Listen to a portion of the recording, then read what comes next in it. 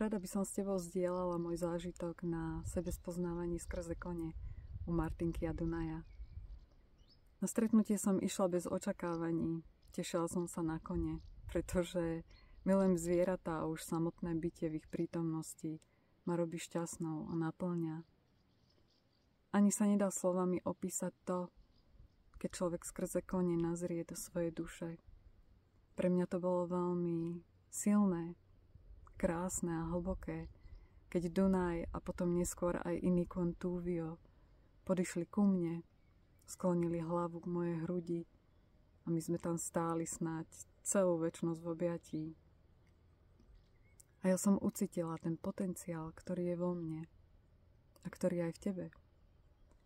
A pocítila som aj tú silu, ktorá každému z nás dáva tento potenciál žiť. Je to plná sila, ako keď stádo koní uháňa rýchlosťou vetra.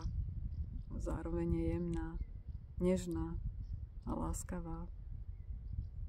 Každý z nás nájde na seba spoznávaní skrze kone práve to, čo potrebuje nájsť. Pretože každý z nás má v sebe nejakú horu, na ktorú musí výjsť. Možno sa pritom aj poriadne spotíme, potkneme sa, spadneme.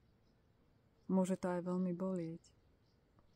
Ale tam hore, ten vrchol, ten stojí za to.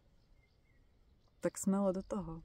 A tebe, Marti a Dunaj, zo srdca ďakujem, že nám v tom pomáhate.